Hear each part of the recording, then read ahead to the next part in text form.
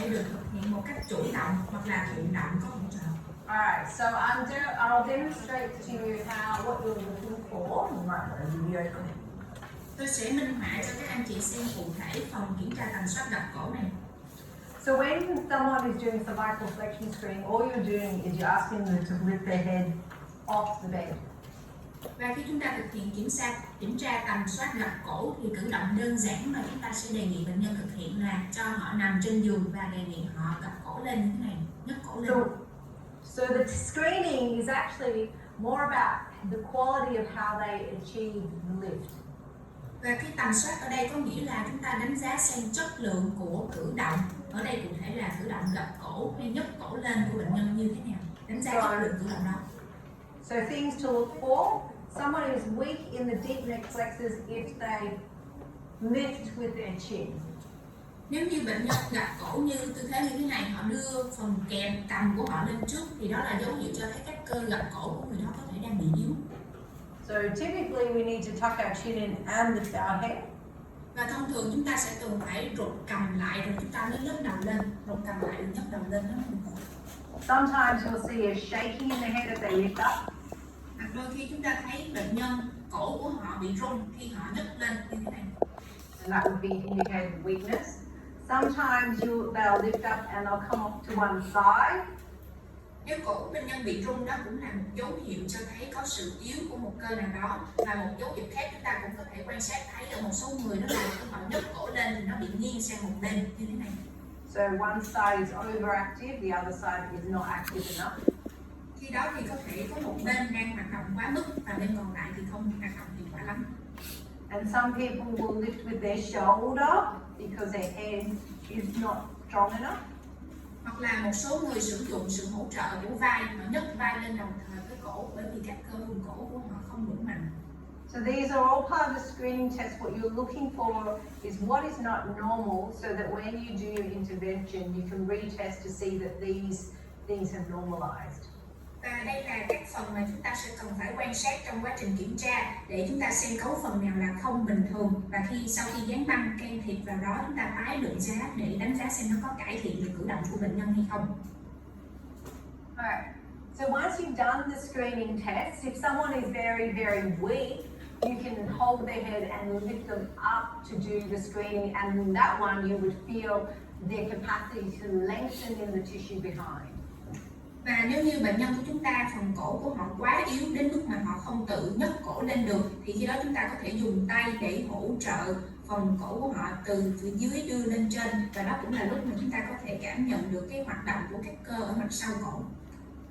Alright, so in the example here, the head might be poked forward and the patient might not be able to lift their head or maintain that head position as part of the test. Và trong cái ví dụ này chúng ta sẽ thấy là sẽ gặp ở những tình huống như bệnh nhân không thể đưa đầu lên trên được, hoặc là bệnh nhân không thể đưa đầu một cách hiệu quả và phải hỗ trợ dùng các bộ phận khác để hỗ trợ. So with this example, Bridie, I'm going to get you line on here for me. So with this example, let's pretend that Bridie can't lift her head. Tiếp theo chúng ta sẽ mời Bridie làm minh họa, và giả sử ở đây Bridie không thể nhấc phần cổ lên được. So Bridie lifts her head, and tôi sẽ đề nghị she actually has a problem actually. Tôi đề nghị Bridie nằm ngửa ra và sau đó thì nhấc cổ lên, và có thể chúng ta phát hiện được Bridie đang có vấn đề thật sự. So you might be able to see Bridie is not actually straight in the center. Ở đây các anh chị có thấy là cổ của Bridie đang nằm ở tư thế trung tính ở giữa không ạ? Nó có bị her head is slightly off to the left, but I'm not sure if you can see that on the screen. Theo tôi quan sát thì đầu của Bridie đang ở bị nghiêng qua trái một chút, không biết là qua màn hình các anh chị có thấy điều đó không ạ? To this side. And so when she lifts up her head, lift up your head, right? Tôi sẽ đề nghị Bridie là nhấc cổ lên. She tilts her head at the same time. Và bé cũng rụt cổ lại. And now when she rests her head down, you see it was much more obvious that she's off to one side. Và bây giờ chúng ta đề nghị Bridie là nhấc cổ lên lần nữa, các anh chị xem là Bridie có bị mất nhịp giống như lúc nãy không? wobbles. Mình có thấy là cổ của Brandy nó bị rung và đưa qua hai bên không? Nó có bị rung một chút. And also, if you were able to see from the side, she sticks her chin out at the same time. Và nếu chúng ta nhìn ngang qua một bên, mình sẽ thấy là Brandy có đưa cầm lên trên, đưa cầm lên chút.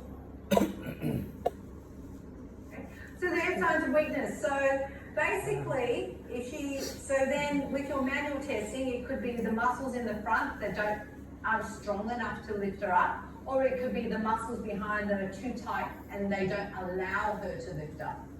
Thì đó chính là những dấu hiệu cho thấy có một cái biểu hiện yếu nào đó xung quanh vấn đề về nhấc cổ. Và tiếp theo chúng ta làm các cái kiểm tra về cơ thì chúng ta có thể kiểm tra các cơ ở mặt trước hoặc là mặt sau cổ. Có thể các cơ mặt trước nó bị yếu và không đủ để nhấc cổ lên, hoặc là do các cơ mặt sau cổ quá căng không thể hỗ trợ cử động nhấc này được.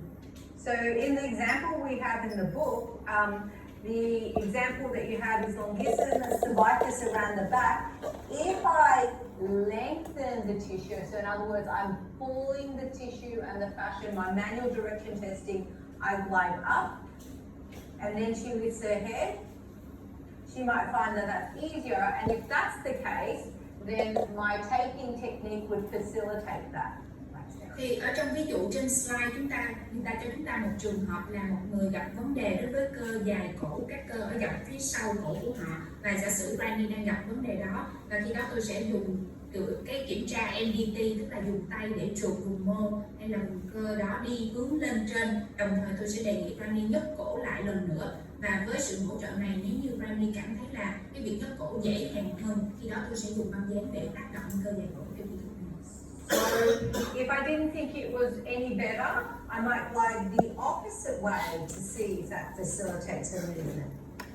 Và nếu tôi nghi ngờ là cử động trượt xuống có thể hỗ trợ về cử động này, tôi sẽ thử đưa hai tay của mình để trượt hai cơ dài cổ xuống dưới và đề nghị Brandy nhấc cổ lên xem nó có hỗ trợ cử động hay không. And in Brian's technique here, you may have seen that when I glide it down, she's able to have a smoother movement and she doesn't stick her chin out as much.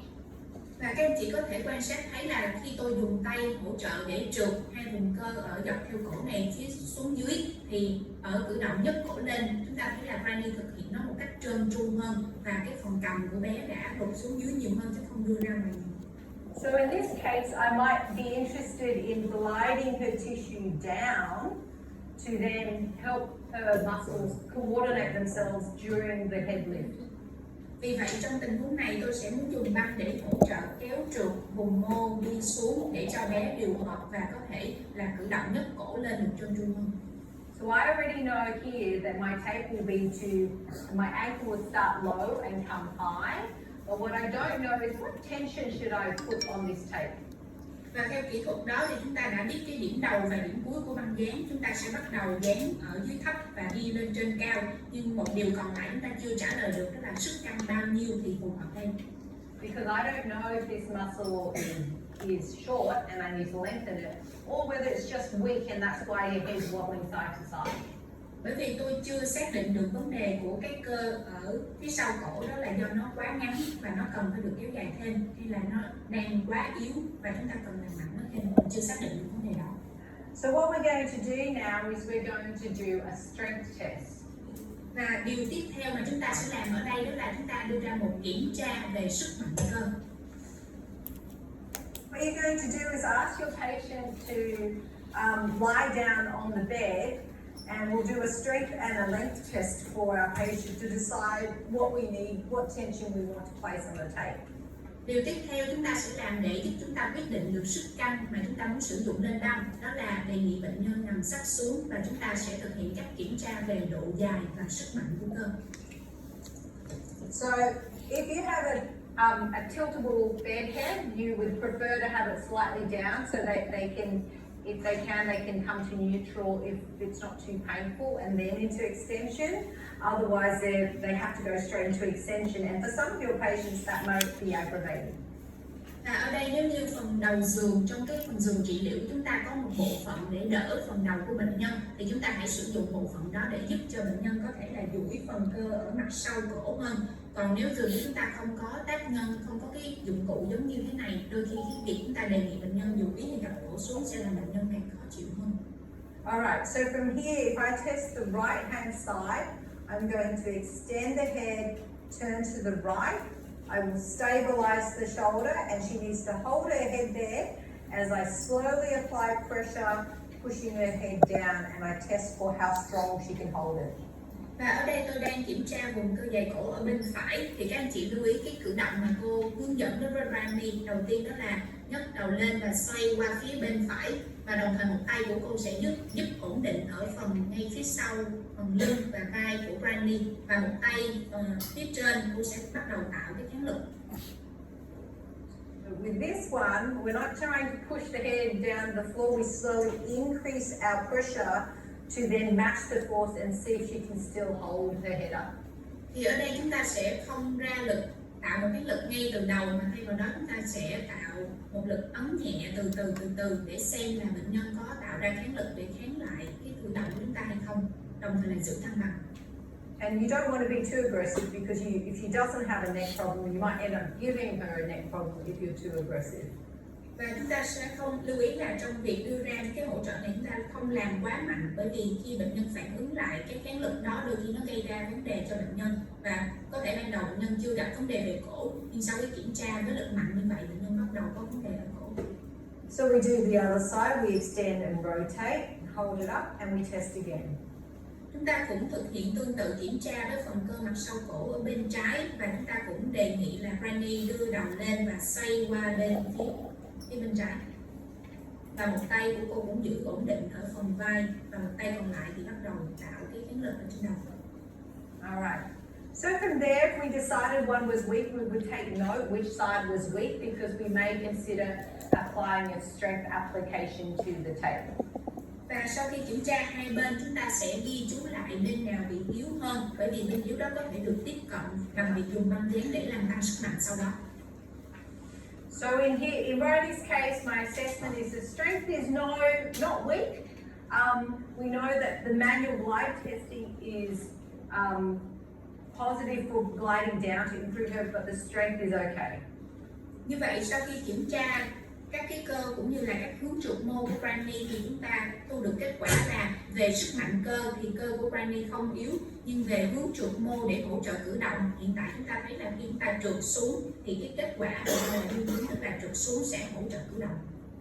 So in this case here, we're going to now test for the length. I think you should turn face me, Bernie. Tiếp theo tôi sẽ kiểm tra độ dài cơ.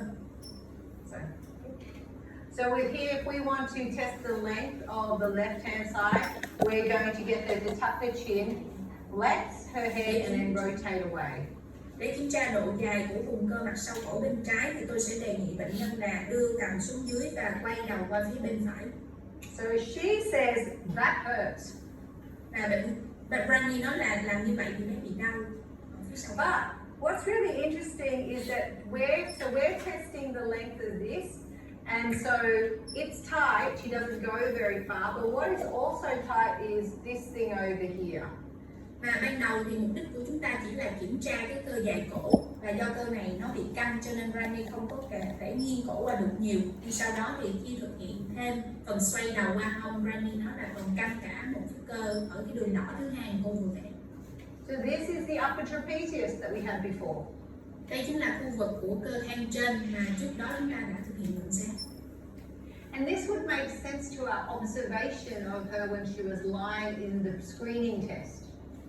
Và chính cái điều này nó giúp cho chúng ta càng hiểu thêm được vấn đề mà Rani đã gặp khi chúng ta đề nghị Rani nằm ngửa ra và nhấc cổ lên như ban đầu. So in her screening test, remember we're saying that her head was being pulled over to her left-hand side. Thì trong cái phần kiểm tra tầm soát lúc nãy, các anh chị có nhớ là cô có nói rằng khi Rani nằm ngửa ra thì đầu của Rani hình như bị nghiêng sang trái nhiều hơn. And it would make sense if this muscle is all tight, it would pull her head off to the same side. Và cái điều đó hoàn toàn là phù hợp, bởi vì ở đây mình đang thấy một vấn đề là cơ thang trên bên trái đang bị căng, và chính sự căng này đã kéo đầu của Rani hướng về cùng bên với nó, tức là về bên trái. Alright. So in this case, even though the example is to do splenius cervicus or splenius capitis, we may choose on a real life patient or your partner as a real patient to take the most appropriate muscle if that was more significant. Trong tình huống này có thể ban đầu chúng ta đang nhắm đến việc kiểm tra và dán để tác động lên cơ gối đầu hoặc cơ gối cổ, nhưng trong quá trình kiểm tra mình thấy là có phát sinh thêm một cơ khác nữa, thì ở đây chúng ta sẽ phải chọn cái cơ nào mà cái vai trò của nó là đáng kể hơn và quan trọng hơn để tác động trước. So on the other side, we're testing the space fibers. On the right hand side, we're going to chin tuck, flex and rotate and stretch away from the right hand side. Tiếp theo tôi sẽ kiểm tra phần cơ gối cổ ở phía bên phải cổ của Brandy. Thì tôi cũng đề nghị là Brandy gục cằm xuống dưới, gập cổ và xoay cổ qua phía bên trái. So in this case, Bryony says that there's no problem on this side, the range is fine, she doesn't feel it's restricted. Và trong tình huống này, bệnh nhân hay Brandy nói là cử động này ổn, không cảm thấy bị hạn chế gì hết. So in my mind, at the moment, I have a lengthening issue, so it's 15 to 25% tension is what I'm going to place it in. Và như vậy thì hiện tại theo cái ý tưởng mà tôi có ban đầu đó là chúng ta sẽ có dùng băng dán để tiếp cận về độ dài với sức căng là 15 đến 25%. But with my manual direction testing, I found that anchoring down low, gliding the tissue down was going to be more successful to improve her function. Và trong phần kiểm tra dùng tay để trượt mô thì cô cũng phát hiện là khi cô đẩy mô xuống dưới nó hỗ trợ cử động nhấc cổ nhiều hơn, cho nên là chúng ta sẽ biết điểm neo sẽ nằm ở phía dưới. So it makes sense that I only need to take one side, starting from the bottom, running to the top with 15 to 25% tension. Như vậy chúng ta đã có đầy đủ các cái thông số cần thiết và lần này chúng ta sẽ dán băng dán để tiếp cận về độ dài với sức căng 15 tới 25% và điểm neo là từ dưới dán lên trên. So I measure my tape, get it up to the hairline, and because she's tiny, I don't need tape to be this thick, so I will cut my tape in half. Và tiếp theo tôi sẽ đo cái độ dài cần thiết, đồng thời là tính luôn cả độ dài điểm neo, điểm đầu và điểm cuối. Và bởi vì ở đây bệnh nhi là con nít cho nên chúng ta không cần toàn bộ cái độ dày của băng, tôi sẽ giảm đi một nửa. Most of your patients too in the neck, because it's a small area, they'll only be 2.5 centimeters wide as well. Và thông thường đa phần các bệnh nhân vùng cổ của họ thường có cái diện tích không lớn cho nên cái độ rộng thường chỉ cần một nửa băng là đủ. Alright, so we look at the hairline, we want to come up as high as possible, and you'll notice that it comes into a corner on her hair, so a little pointy bit and another pointy bit. So I'm going to split my tape and try to get one side and then the other side to come as high as I can into the hairline. Thì các anh chị có thể thấy là cô đang dán phần điểm neo đầu tiên, cô đang đo cái phần điểm neo đầu tiên thì nó sẽ đi qua giao với cái đường chân tóc ở ngay phía trên đầu của Brandy. Do đó cô để ý là cái đặc điểm đường chân tóc đó nó có tẻ ra hai bên, và để tăng độ bám thì cô sẽ chia làm hai nhánh ở đó để mô phỏng theo cái đường chân tóc đó. So I will then start my tape low. I'm already looking at how high it's going to go, so I have to anchor my tape down low, so I tear the anchor off. Sau khi chúng ta đã ướm thử băng vào vị trí cần dán và đo được cái độ dài cần thiết của cả hai điểm neo, chúng ta sẽ bắt đầu dán điểm neo đầu tiên và từ dưới đi lên. So zero tension, and then when I take the tape off, I ask my patient to stretch, and I do very, very light cappuccino. Very light tension, 15 to 25% tension, and then anchor at the end. Điểm neo đầu tiên bắt đầu từ phía bên dưới có sức căng bằng 0 và sau đó chúng ta dán vùng trị liệu với sức căng rất nhẹ nhàng từ 15 đến 25% dọc theo phần cơ ở dọc theo cổ và kết thúc với điểm đuôi, điểm cuối cùng của băng dán với sức căng bằng 0. And now, because I'm advancing my kinesio taping skills, I will then tell you that you will notice that I am stroking and rubbing the tape downwards this time, because now I'm conscious of the direction of manual testing that facilitates this particular problem for her, and it was down.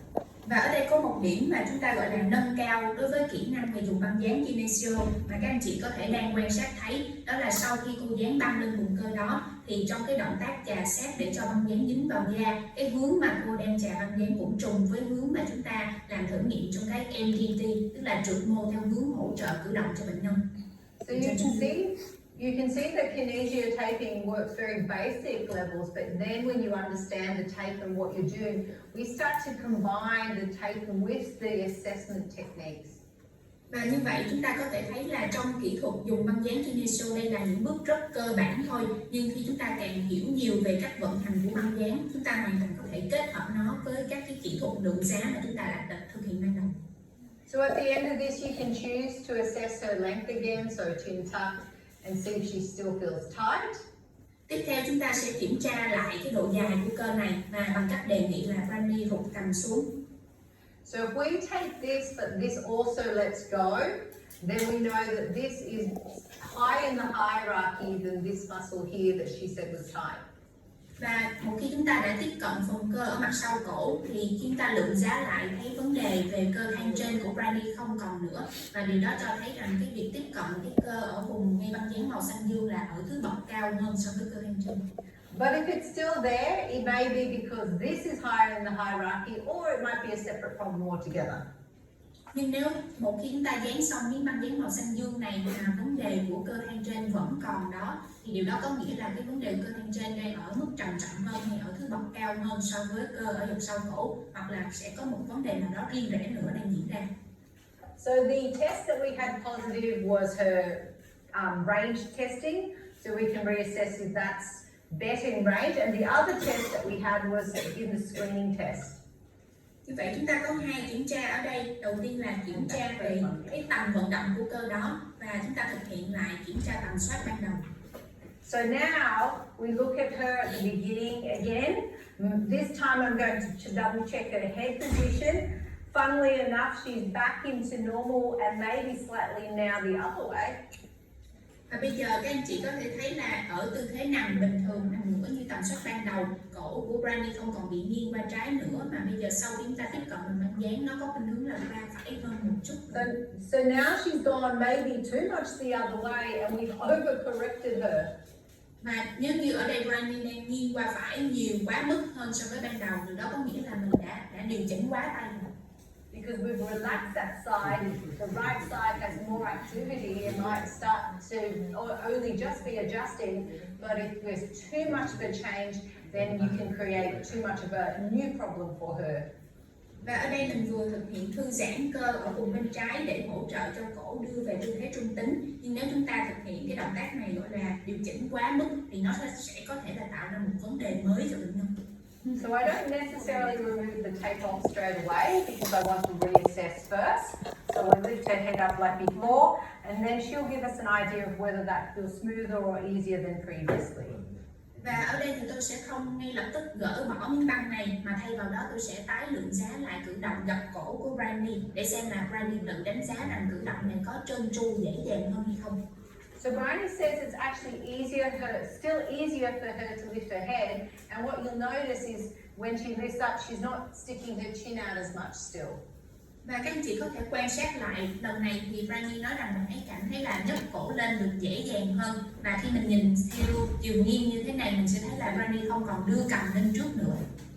Right. So in that case, I might ask her to leave it on for a while, but also give her permission. If new symptoms arise, she starts to notice more pain somewhere else, then take the tape off and her body will go back to normal, to what she's familiar with, so that she isn't sore with a new problem. Và ở đây thì tôi sẽ cho Brandy mang băng này thêm một lúc nữa, nhưng sẽ dặn Brandy là trong tình huống mà Brandy để ý thấy có thêm triệu chứng hoặc là bị đau nhiều hơn, thì khi đó bé sẽ có thể loại bỏ băng dán đó để đưa cơ thể về tư thế bình thường. Now that would tell me that I still have a problem in the neck, but the solution is not that muscle. Và như vậy thì nó cho chúng ta thấy rằng vấn đề vẫn nằm ở vùng cổ của Brandy, nhưng mà cái cách tiếp cận chúng ta chưa phải là giải pháp cuối cùng của nó. Alright, so we'll move on to the next lab. Are we happy to move on, or would you like to practice that? Các lớp chúng ta muốn thực hành kỹ thuật này liền không ạ? Hay là cô giảng thêm một cái kỹ thuật khác nữa rồi chúng ta thực hành luôn? So it's another neck muscle. So maybe I'll continue